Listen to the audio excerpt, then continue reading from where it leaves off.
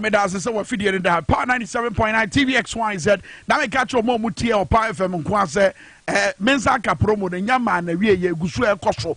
Ko pim say show na ba na wie ye no. Dwaboase de ne nyama na wie ye.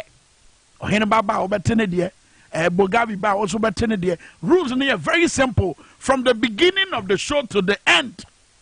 Draw no ye biam. So all you need to do is a tamophone dial *274#. Said about ya sika would one eye channel on Sabeka baby a ye drew no a ye nibre bre. Yet 1,000 Ghana cities, yet the barber show be bottom CCA 1,000 Ghana cities. 82 Bricana magic, what ya? *274#. Dial CCA said about ya once on Sabeka. In the studios with us, yeah, Babedin Como was Sabri or Mino and Yatinase, a honorable Babs, the nickname.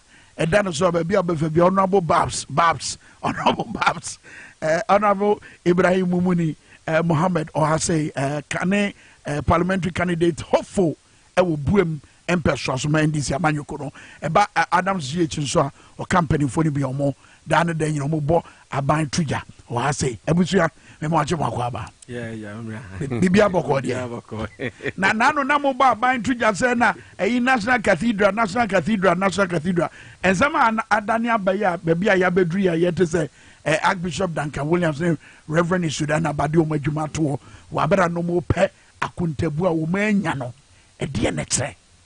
Wabra watching. Me the Jason Bama with you for na say question will be some media. Question answer the hundred. Because at the end they say we stay enya and we say ubo home they say it would be better town. Asofo a obo mudin omi asofo a omabo bra anya edimpa mom ho abidu pempen so bia I think say obia is proud to associate themselves with them. And this president no wakosom ne die say obeso sorry no the dan yami because why president na emunu wato wapaw almost say ombebua na jumudin nkoso no mo mehu say dabi nhia ye hyeto ansa de omo ba no any ye koso no any omo values and principles ebebura I think the best they can do under the circumstances ombeba outside and it's a vindication of the position of many Ghanaians who believes say ab initio it was out of place for the president crowd to have dreamt of attaching government to a project like that because he didn't need to promise. But like it or not, what attach it is can so call. Mr. video no of a National Cathedral now. Yet two amenada wa and Nadiana yes they did two foundation no. Nina nachi. Yes he can so call. What about that? Very sad. I mean, you better do something, especially talking about a person I don't know or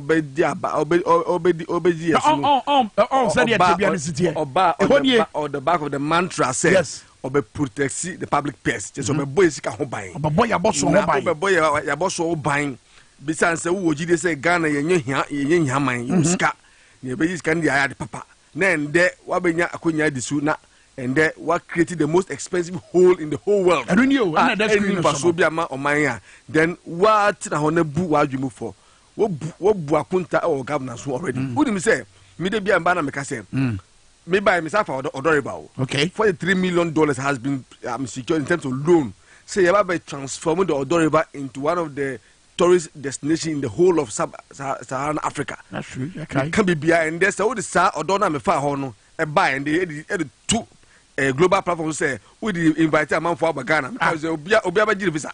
Obiaba cancel the visa from coming to Ghana. That tells you say away president of this means some can they catch the Ghana for social contract and entire and Obeja Akunya this and young huge man. Ebusa for Yane Alaji Momuni Mohammed Ibrahim na etwetwe nkomo anopai with Dwaboase Power 97.9 yedin nkomo ni na mensa kan so koso *274#, *274#. Answer na dwumadi ne beba na wie no ye cho be 1,000 Ghana cedis. Let's deal quickly with Attorney General na futua wade ama Professor Frimpong Boateng ene de ode abetu dwa se na ma ne bone hata hwi ni wo betima gina so e de prosecute nkofo e de na kire me say obi a student of law bia I catch you say from the day now your revelation say there has been a report to a free the chairman of the interministerial committee on Professor Prevent Boateng to the president. Say me my shame home boss say na what twist we so we took them say aseno. Maybe I would me go see me who nyama ekọ so tia wo effort as the president. Me so ma ye ho hwemu na me say we na me de to enimu a na wo di hujuma wo mantra na wo pursue so be say wo took them say aseno e be boy enu mie. But you see communicate free presidency ni buy no. See a gathering of grievances and a professor no a combining or the two into now if you have a president or some quit here galamsey now on one power no say we a minister in charge of that area interministerial committee illegal mining na nipa no e chairman say hey ntoko abeko nyame huni enti yentu ho anamo na wakache be kachire Ghana for oh nsem na papa no chiro ba e ba no e hata hwinim e jina so bi na e how bi na no wo na waka nyina bu na be man ya at that moment we obi a onim mbremu a any attempt by the government say okay let me trigger any legal process to institute investigation into the matter has already been pre-died by that statement. Yeah. And it means a match ado about nothing because statement now action now all trigger say investigate by the age in the crime who comment every wakacho has already compromised whatever position now age beba. And for me whatever age there by and the report so who evidence biara President Boateng has already been communicated to Ghanaians by the very statement every presidency by evidence no evidence no way evidence in 2018 so person who evidence the then minister for local government Ajali Alima Mama at the time he launched interministerial committee made it clear to the MMDC say they will no longer shield the MMDCs now were involved in the Galamsey, and they will now begin to name them and shame them. I'm see, we will be our own Ramuna Paka say, see, any artist I come to you, Muamu sa Galamsey Muna, and to continue here, we will name and shame them. Then what are you talking about? That's the evidence. The minister himself has evidence, she has alluded and she has confirmed, say, Omunim. So if the president later comes to tell me, say, I feel Wasabi house, regional house of chiefs in Kumasi. Say Bomu Koko say, Mu MMDC say Mu said this time no who says our statement now to Tunya Alima Mama Car in 2018 now. Now who now okay and the year. Are you a serious government? Make up Professor from Boateng report no. Maybe no way. Me see. Adanse dey woman lawyer bia betime gina so. E dey akọ court. Ama court ebu asem no ye dey atwe obi aso na wai. Adansidian say Adansidian report now was cite individual ministers, individual persons in government was abomudi. And so Omono are supposed to be subject of investigation. Okay. And then the Menuka say Anas Arimia Anas Crampona Menuka say no Crampodi other revelations are bad. Now come before say president nam ashe boss or the principle never fight corruption. To na ka buy no. And can look say Pimpon Boateng and as Jerry some of them some correlation. In that case, now Sanka Obama Omono, Yaya subject of the but you see the problem I have with this is there. Nobody by investigation or a politician. And assembly can can't government anymore. And it's who the attorney general and unfortunately by the constitution he is the only person who is supposed to carry out the investigation. And maybe who's a report on the by is politically tainted. But I'm happy saying that reporting here politically tainted because the will to fight the will to fight the menace and knew by this government. Okay. And then shall say now where we start from, even with the statement from Ajalima. Until with this, knowing who the AG is, on far report be a ba eguna buying mass because all you're part of the government. Okay. But look at this. If you listen to revelation about from Samina Meban Mitiano, or see Sabisu a Ghanaian. Sami Ben. Sami Jemfi a Ghanaian. More communications officer. Until say investigation be a evidence be obianu say evidence as you don't musuko a bet be boa they are willing and ready to reinvestigate the matter. That tells you say a human way shoddy work in the age but in a manner to conceal facts indict persons related to this government, and that's what you have seen. But you see, reality is sabra ye kase garamse asay and sase asay ye quiet. Climate change is so shey nim and in zuzu and so na sase ya eba. And no ne akoso modam yinsu ataguma abehia se wose ye bie ade oseye abra de hye wo ye friend say framantem. Ade ne kafa on my way nim penifo and the issue of planning and enlarging your scope of thinking. Wabra yepe and somehow would be sana and the pomesibre. Politics. I think say I'm politics ni edin kan chen your will to fight for this nation. Because nipa na aba abemu and of full say the mindset is the manya aba abemu e was say me survival. And survival means there was say me nye bibi na me de kofi. And it through at every cost biano I have to embark on it. You see, if we are buying, let's say, what shall woman for our supporters for bosses, more than our creative jobs, we are not saying say don't. And we are also saying that mining in itself is a bad entity. But the moment that Uber allow me to approach it in a manner, it have a devastating effect on our environment, like it's happening, because of course, and go through the normal legal regime. That's why it's called galamsey. And the mining itself is not a problem. But you see, Abana Yasha high because the government is a beneficiary of the activities of these people. Because tax yeah. They also don't follow any mining regulations, rules. Yeah. And it's true, in as much as and Kabani back him say, look, Nyamu and who's so the best about me because and then we have been told say not in the not too distant future and share will be importing water because all our water bodies have been contaminated. And as something so bad, because I buy a last that was a agree and also gradually elusini the relevant nutrients are here as a people. In fact, research what shows say persons are almost just not too far from these mining areas, and most of the kidney diseases that Ebasura affects the more. And into in fact, in terms of water treatment budget by Ghana Water Crampon, because they need to spend more to be able to treat the water for you and I to consume. And to looking at it from each angle, a should also know say much as my high mama and for destroy your lands and your forest because of mining. And on the flip side, me a balance and Mr. Committee to make sure say I have to work on things. Now young kind of and that's the worry. All right, very well. Abanon crap house media nine back home.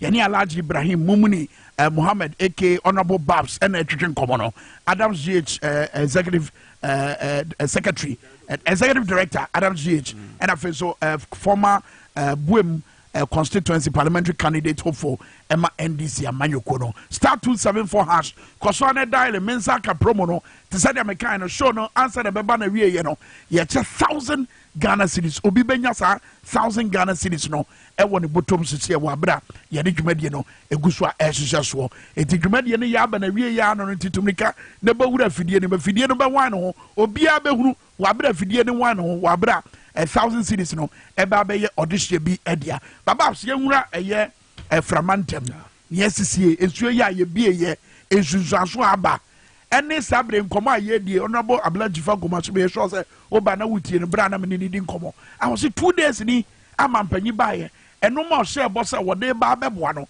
emedru ye amanfo eda so wa hokyerem. What are we looking at? Maybe say ban from answer say ban we are na ask film be because Ukraine you see o Kita municipality some few months ago where 40 Ghanaians were displaced. The first reaction from this government led by the majority was to come and tell young Ghanaians say sa tidal wave start yehu from Anthem it's as a result of sun winning. Now a case of irresponsibility on the part of the residents in Tomu Hena Omujaye. Hinwalo. Among step wopon who say a day a see and they experience that situation. Only for her to find out say the picture the majority were using to make that claim was related to a beach in Sierra Leone. That's how mischievous this government can be. Now, coming back on this issue, the same a friend saying from Anthem somewhere in November 13 when the minister went to Parliament to read advice. The year of rose has been declared. We're not surprised that Framantem has been omitted from a budget that's supposed to serve the whole of this country. To point in the say. Me build the point. See, I said that Chamambo.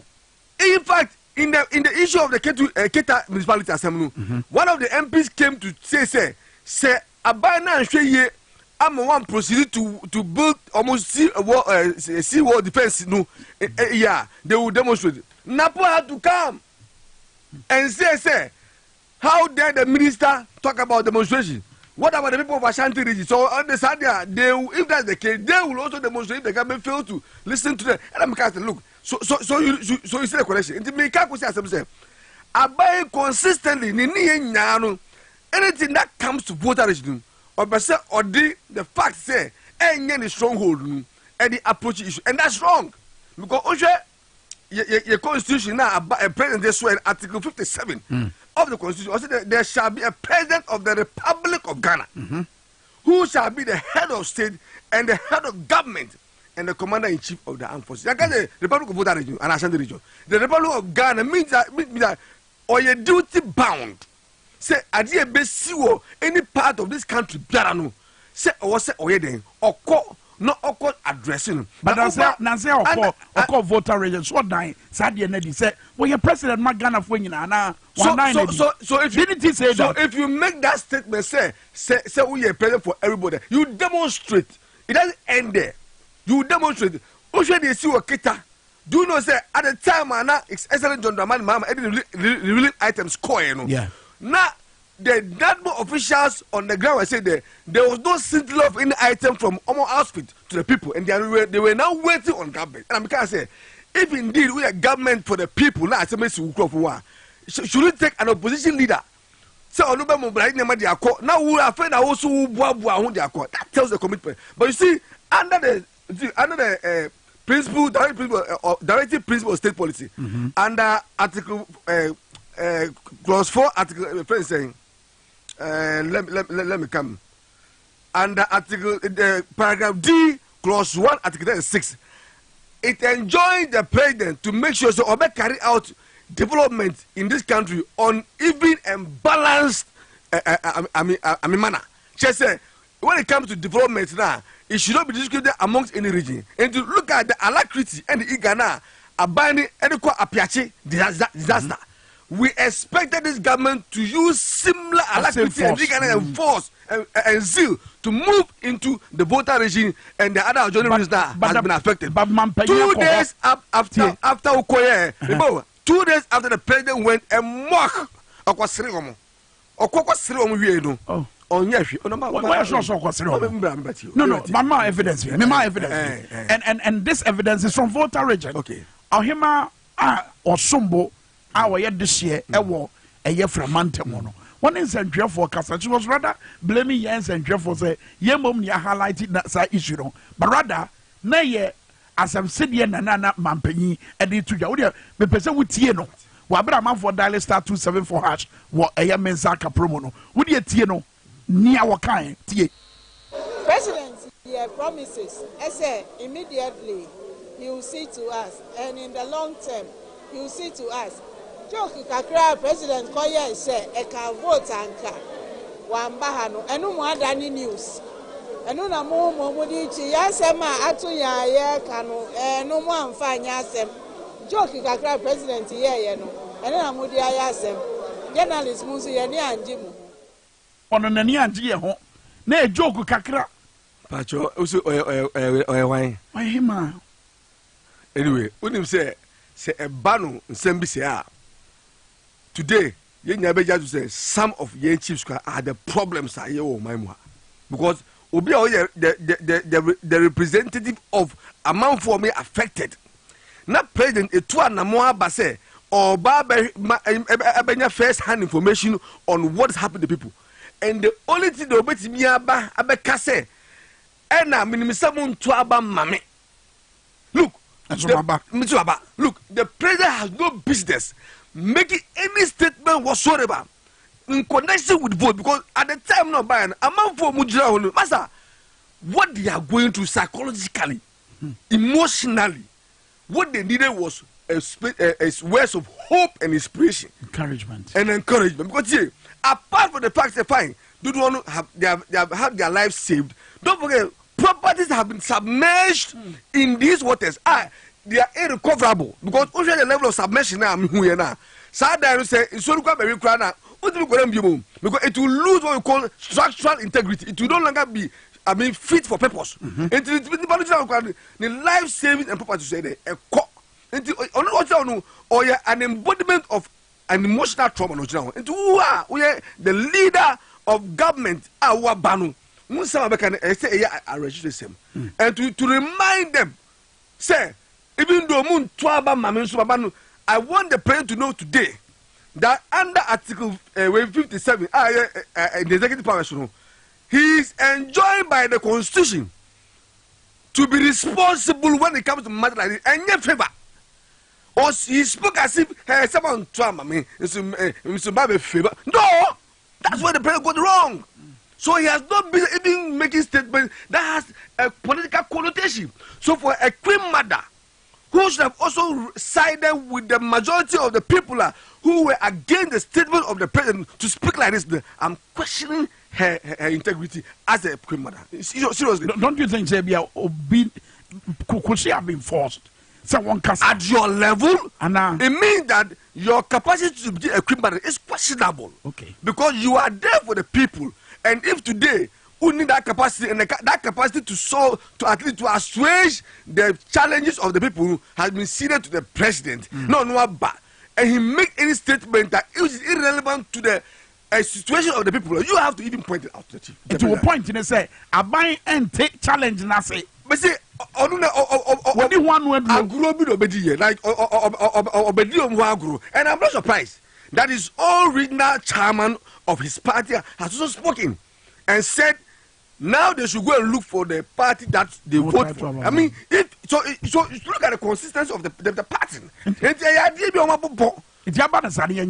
I mean, look, like it or not, yeah. I'm on fire display. So many baby, me who say a church for be cry say, yeah, Baba, and crowd money a church for Metro Madia, and your beer, your demo Baconia, so your bow, near Betcha Madia free. You may quote this XYZ Broadcasting Limited. You need a team for near her for any Piwak Natural Health. Ya Kaboma, Yabwa, no Madiako, Sedabaya, a man for Benya BBD, Babio Mutibeto, and Tadio Mobeche. What should we be doing at this moment? What we should be doing that the leader of all of us, which is the government, must show cause and must exhibit sense of responsibility by taking immediate actions. One, among four have been displaced into what alternatives they make within in the interim. Say at least almost house betty. We are having a potential in terms of a pandemic, in terms of health situation. Yeah. So what strategic deployment now by any year in terms of moving our medical team in those areas to at least be able to take them through some rudiments any calamitous situation. What measures is the government put in place? At therefore, God, and you just say, "I'm go school or my this and to what steps now by any year immediately." So, but I deploy some teachers to the area. Once we are looking at the medium to long term solution to the problem, that's what we should be discussing right now. But about now Greek minister, Brian Champo, say, World Bank can be down $40 million. What about the social equiafo equiafo mafuo nyina ayira as a result of flooding ya? Unya GDB wo say eno beboa. Fantastic if only enya me talk. Because Kasa na doso. Abayi has been so much of Kasa than action. Because a number of promises are on government in the face of situations like this are unfulfilling. Why you now? Who as a president at least there should have a demonstration say we are committed with some items. We see in a few days and the second day besides say a man for no more no moody. Then no more no more. How do they? In fact, when interviews were granted, some of the victims were alluding to the fact that as at the time on amount focus, they only did it. Yeah. For past to the Yaman bar, almost like a chebo baby, into what steps are you taking to make sure there's an equal distribution of items and food items and other items to all the affected places? Because this is where we need government. It's not about vote. This is not the time to come and break the it. If you want to break the 8, this is the opportunity for you to demonstrate that you have the capacity and you are willing. But now 2 days down the line, you have not said a word. Nothing has moved to the ground. How are they survive? Now it depends on me as individuals to start contributing. And I let me commend your station for this commendable initiative. Say, would it number be towards the young day? And I'm going to do my Miss Whenever wisdom. But the point is that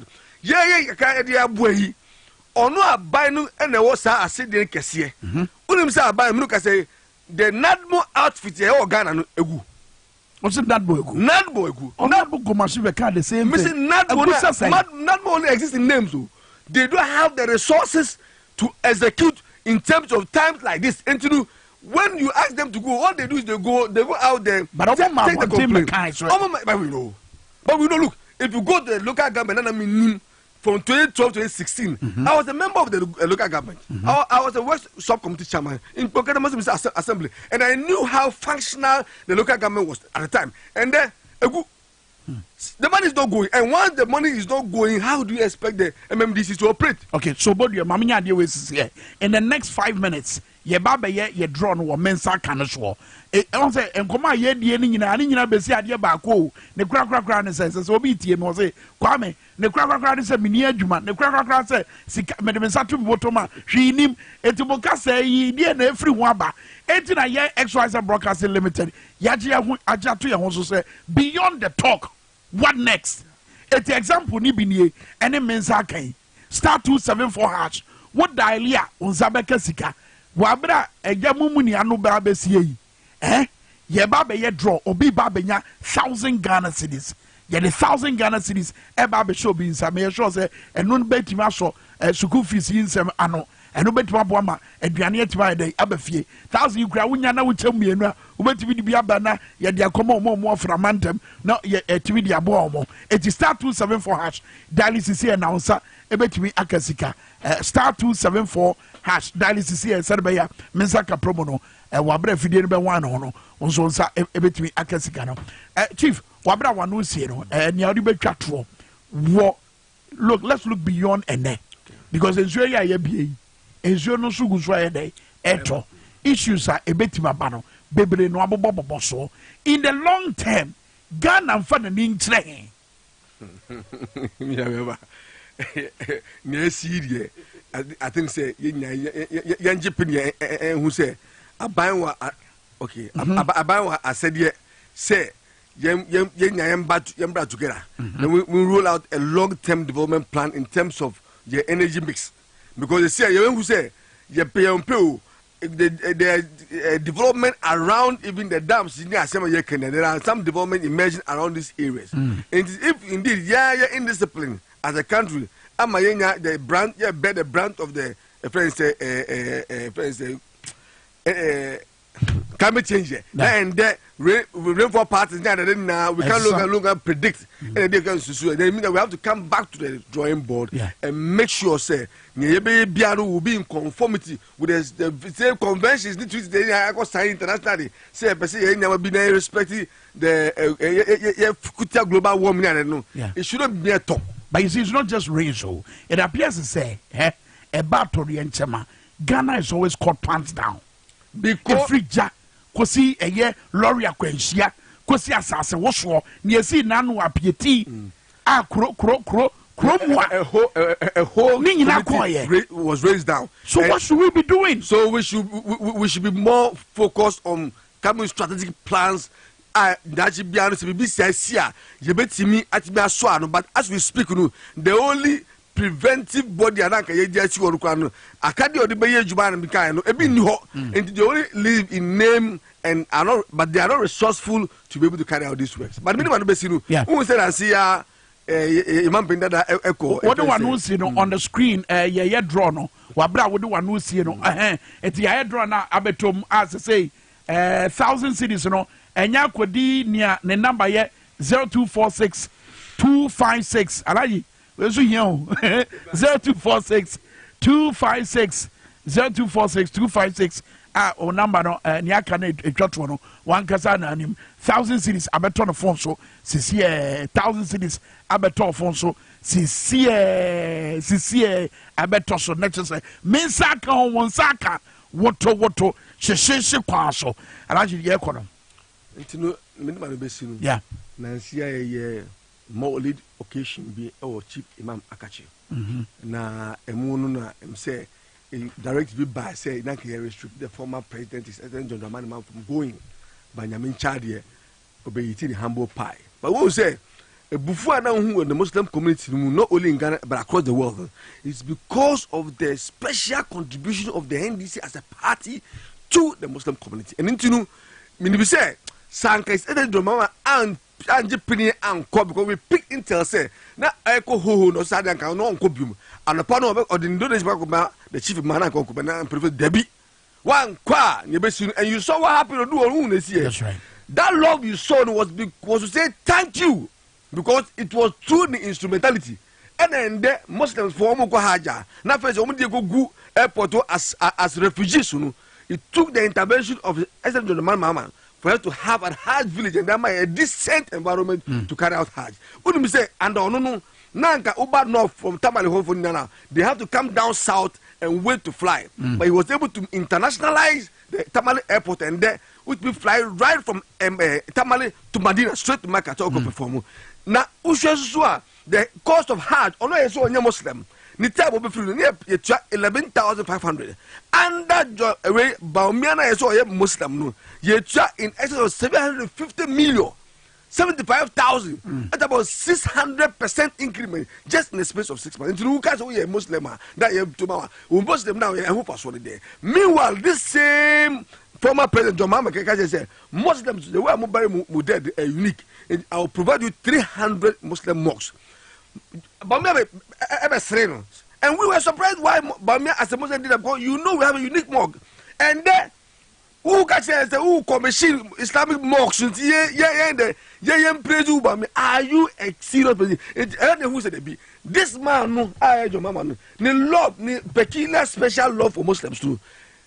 Is more than deserving to be allowed to not only participate but Obasua protocol edimane say obekọ round at church you biara ena ampa omodi osiayo and obai we also we are saying say the office of the chief imam is not a political office very well and the elements be omo be on somebody political profile no omo hwe omo tibeju no omo yom hu and protect the sanctity of the office of the national chief imam for us very well but that say any year of contribution and offense of boa abeboa show no alaji Mumuni Ibrahim Mohammed aka Honorable Babs Anna Adams GH or Director of Operations and I think so can parliamentary candidate hopeful Emma NDC Amayukono will persuaso. I was for Hania Dumuvesi Obia said message Kwame how true is the draw? Will I come and sit here and lie to you? No way. No way. I'm out for more friend from Mudia dancing in and no crescent and when ya watching a bit my farm out. It must you are. Ajima near power near woman on it or Jim Frama, but King Nicholas I Cradua, what day a year, power mid morning, Abraham Sissie, Menko Babia.